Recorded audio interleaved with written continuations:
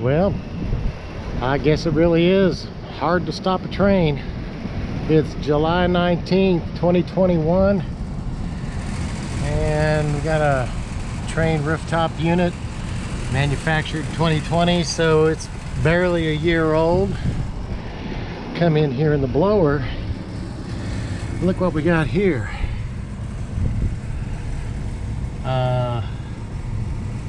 Something ain't right.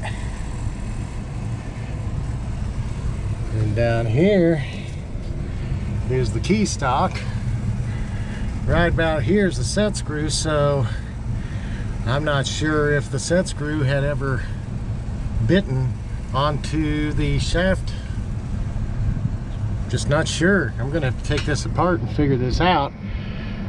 Notice how keyway is still lined up. Somehow, through some miracle, this pulley has stayed on and has gripped the blower wheel and not created any airflow issues. But we are definitely out of alignment. This pulley here is definitely sticking out further than the blower pulley and the idler pulley. So I'm gonna take this thing apart and we'll see what's happening. You can see there, after cleaning the top of the shaft,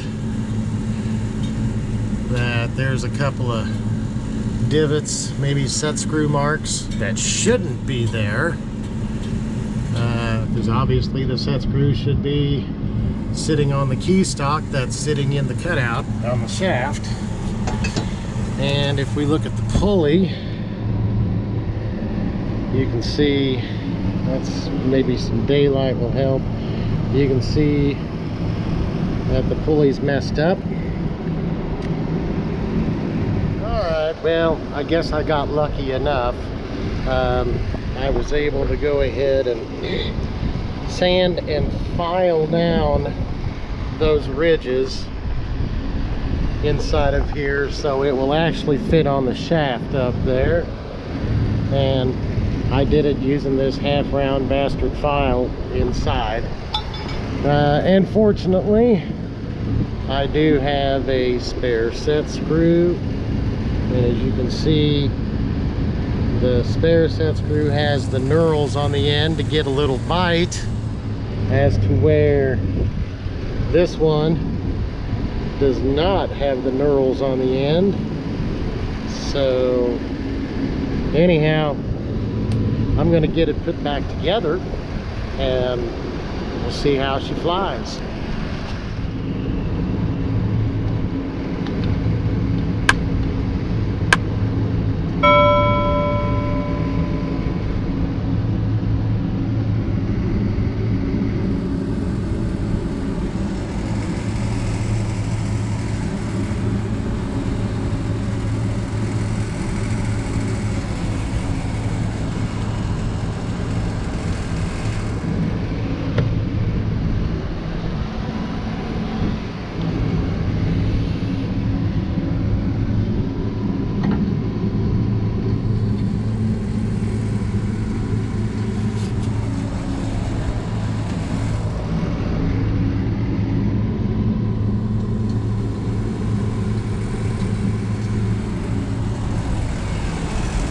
Oops. There you go.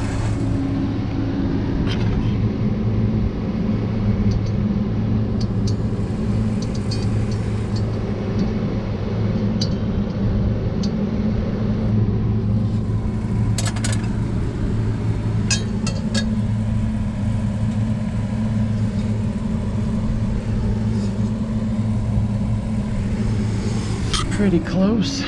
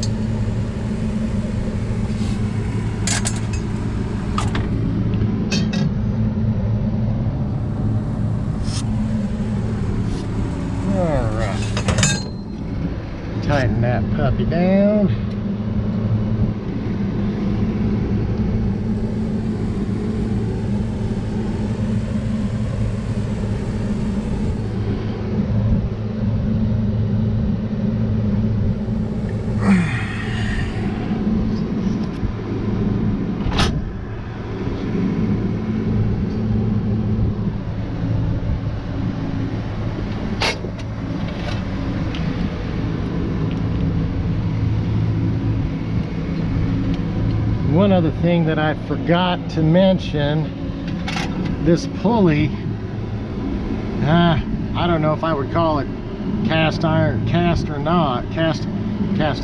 or not.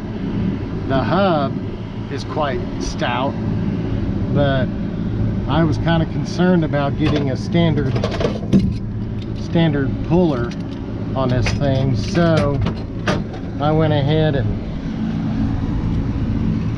put the old bearing puller to use, and just had this sitting on the meat of the hub back there, so I wouldn't make the pulley get out of balance or out of round or whatever you want to call it. Hopefully this thing's going to stay where it's supposed to stay now.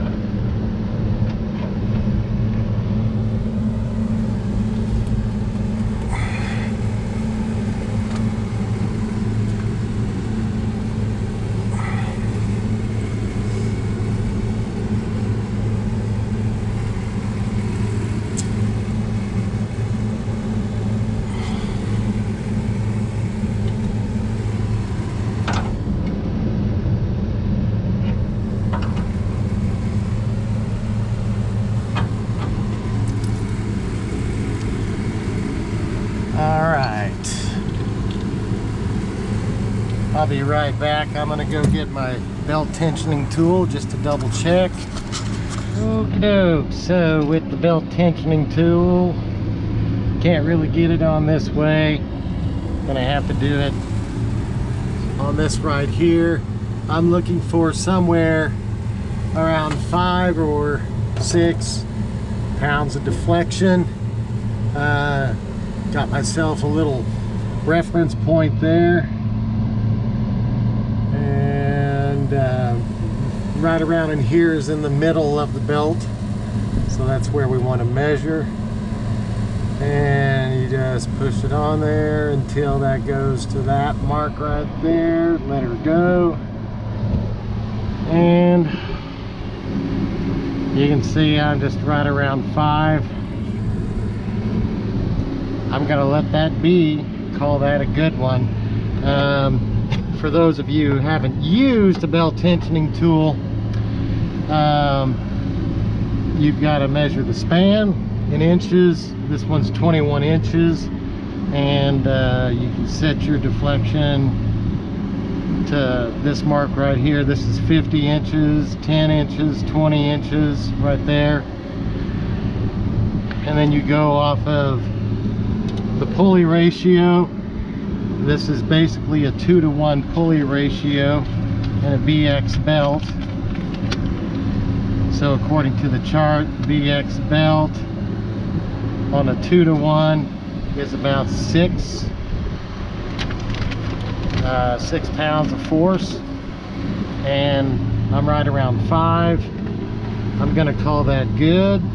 The belt is already worn in, so and it feels like it's good and tight, so I'm gonna leave it at that. Gonna close up the panels and get this thing started up and see how she flies. Okay, the blower started up. Sounds pretty good. No belt slippage. This bar for this disconnect box is covering up, but we've got a 3 horsepower blower motor rated at 10.6 amps at 208 volts, and they're currently drawing 6.2. Let's see if I can get to that other one. Yep, probably not. And here we go. Roughly 6.2, 6.3. And the last one, This red one here would be easier to do. Last one is about 6.3 as well. Oh, look at that. Cycling on and off. How nice is that? And I'm sure that was an electronic thermostat glitch because I just turned the power on. I'm sure of it. Anyhow, that's it. Motor is not overamped. I'm gonna have to check the static pressure on this thing. It is a micro channel evaporator coil, and I've got a little bit of drippage off the micro channel coil. Trane says you got to be real close to the proper CFM, so I'm gonna have to measure the static pressure and determine what CFM I've got. I'll do that at a later date. For now, that's all for this particular repair. Thanks for watching. Providing you with peace of mind when you call 942-4141. We'll be there fast and the work will be done. Rough Heating and Air Conditioning, the name you can trust.